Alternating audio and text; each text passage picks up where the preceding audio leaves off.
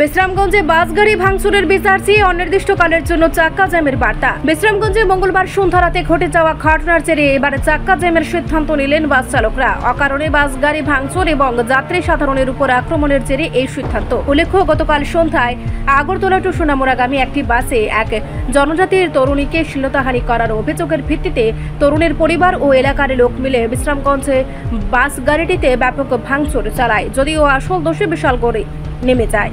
আসল অপরাধীকে না ধরতে পেরে আইন নিজের হাতে তুলে নিয়ে গাড়ি ভর্তি যাত্রী সাধারণের উপর হামলা হুজ্জতি চালায় ওই তরুণের পরিবার সহ এলাকার জনজাতি অংশের কিছু মাতব্বর নেতা।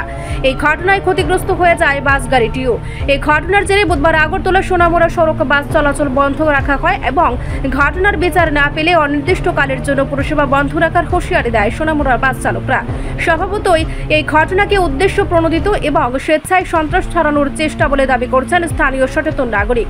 তাছাড়া আইনের দ্বারস্থ না হয়ে এভাবে একজনের দোষের সাজা অন্যদের দেওয়া, উপরন্তু একটি গাড়িতে ভাঙচুর চালানো সম্পূর্ণভাবে বেআইনি।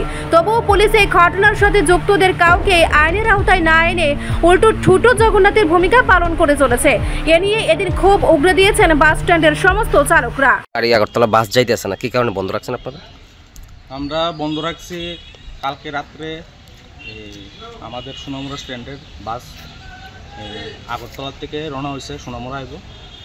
ওই বাস গাড়িতে তো বিভিন্ন ধরনের প্যাসেঞ্জার উঠে, ঠিক আছে। আমরা ড্রাইভার, আমরা লোকের কন্ট্রাক্টারও থাকে। তো প্যাসেঞ্জারের লোকের সংঘর্ষ হয়েছে, তাহলে তারা তো এটা আমরা জানাইতে পারতো। আর অ্যাকচুয়ালি মা বাবারা জানাইছে, এটা খুব দরকার। এমন একটা নিন্দারজনক ঘটনা হইলে এটা জানানোর দরকার, বাড়ি ঘরে এটা গার্জিয়ানটা জানানোর দরকার। কিন্তু এরকম মানে বিশ্রামগঞ্জে আয়া যে তারা ভাবতে পারছে না যে এরকম কিছু একটা হয়ে যাবো, তারা এটা কেউ কল্পনা করতে পারছে না।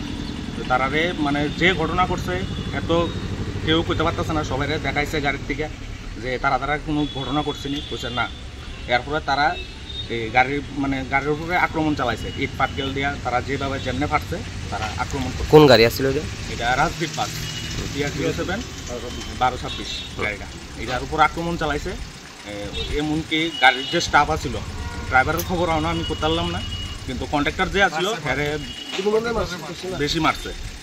তো এই আমরার কথা হয়েছে যে গাড়ির যদি প্যাসেঞ্জার দুষ করে থাকে তাহলে তুমি আমরা জানাতে পারতা, তাহলে আমরা গাড়িটা কি দুষ করছে? কন্ট্রাক্টর 5 ঘন্টা নিখোঁজ।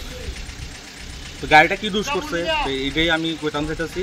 এই কালকে ঘটনাটা হয়েছে, আজকে আমরা গাড়ি মানে তার প্রতিবাদ জানিয়ে গাড়ি বন্ধ। আসল যে দোষী সে কিন্তু বাচ্চা গেছে, ঠিক আছে। কিন্তু নিরীহ সাধারণ যেমন পাশে পাবলিকের গাড়ির প্যাসেঞ্জারের আটকে রাখছে, সকাল বুড়ুপ যাকে আটকে রাখছে। প্যাসেঞ্জারও আসলে প্যাসেঞ্জারও আহত হয়েছে, তারা হাতে হাত টাত কেটে গেছে। তাহলে আজকে কি সোনামুড়া থেকে কোনো বাস আগরতলা গেছে না?